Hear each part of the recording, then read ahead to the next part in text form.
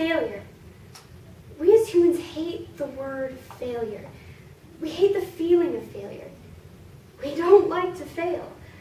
It makes us feel down, worthless, the feeling that we're never quite good enough.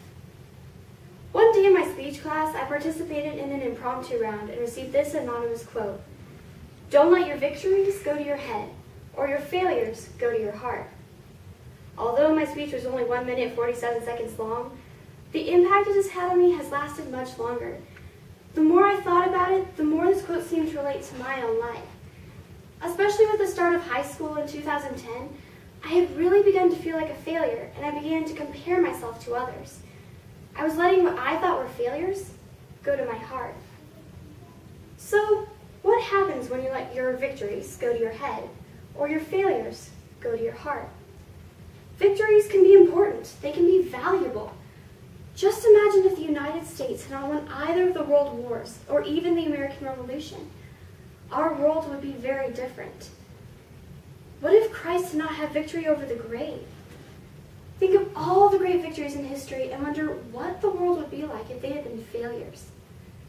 However, victories can be dangerous, especially on a lower, more personal level. It's when the little victories in life start to add up, and you might start to get successful in life. Maybe you get promoted and you start earning more money. Maybe you get elected to Congress and become the President of the United States.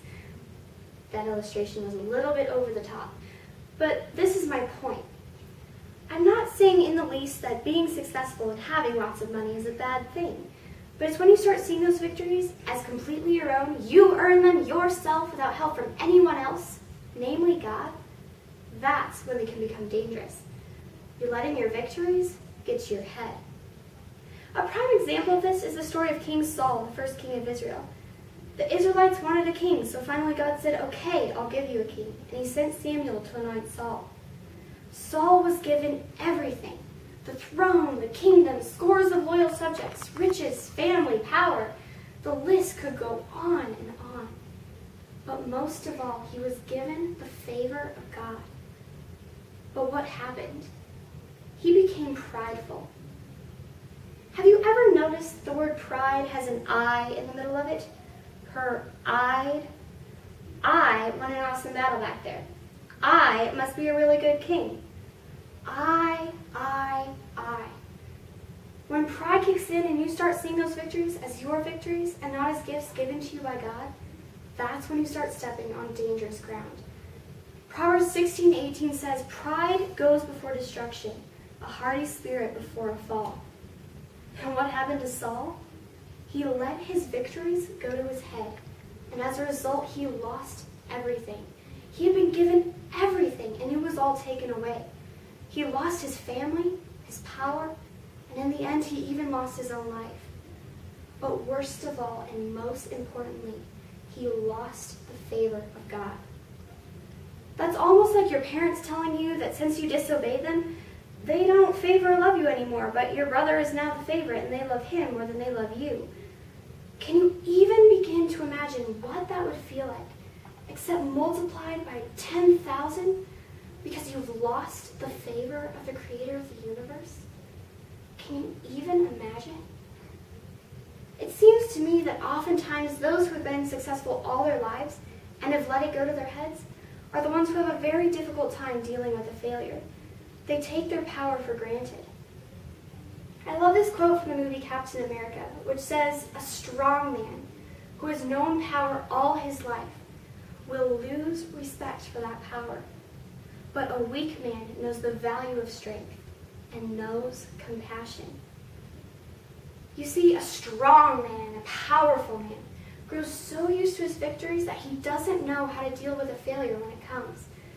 Samson, one of the early Israelite judges, had known physical strength every day of his life and had had multiple victories against his enemies. But when his strength was taken away from him in an instant, to him there was nothing left in life. And he let that failure go to his heart. As I said earlier, when I let this happen to me, I began to compare myself to others. I felt as if I was failing at everything because there always seemed to be someone better than me at something. Speech, dance, school, everything. right thing to do? No, because believe it or not, it doesn't make you feel better, it makes you feel worse. So there are those who compare themselves to others. Then there are those who just give up. But then there are those who persevere. They just keep on going, pushing through all the criticism and all the failures until they finally reach their victory. The classic example of persevering through numerous failures is Thomas Edison. He tried over 2,000 times to find the one right filament for his luminescent light bulb. Thanks to his perseverance, we now have lights to light our homes, our cities, and our world. What if the Pilgrims had given up on their quest for religious freedom in America and had gone back to Holland? We would not have their incredible story of perseverance and unwavering faith in God.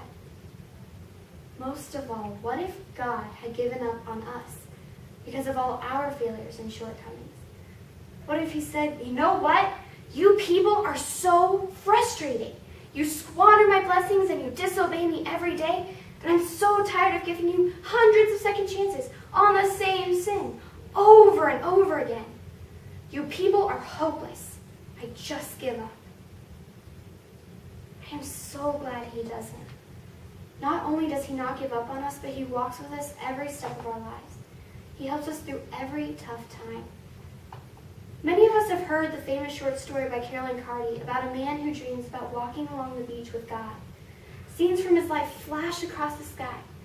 But he notices that during the lowest and worst times of his life, there's only one set of footprints in the sand. This troubles him. Lord, you told me that once I decided to follow you, you would walk with me all the way. And yet I have noticed that during the most troublesome times of my life, there's only one set of footprints in the sand. I don't understand why when I needed you most, you would leave me. The Lord replied, my precious, precious child, I love you and I would never leave you. During your times of trial and suffering, when you see only one set of footprints, it was then that I carried you.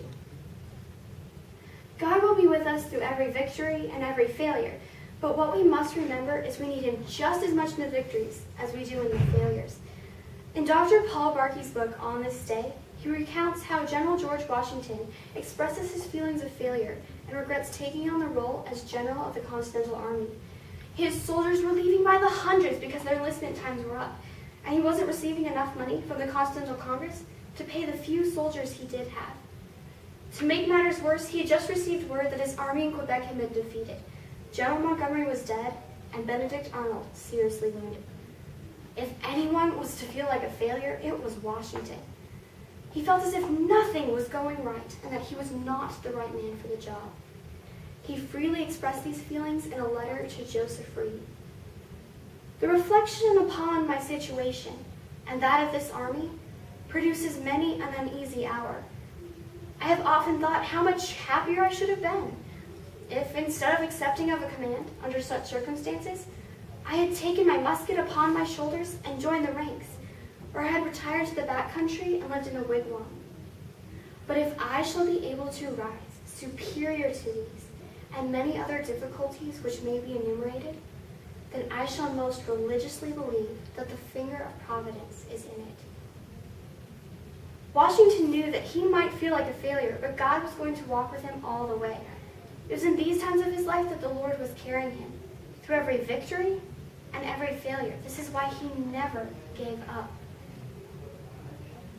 It's not how many victories or failures you have in life that matters.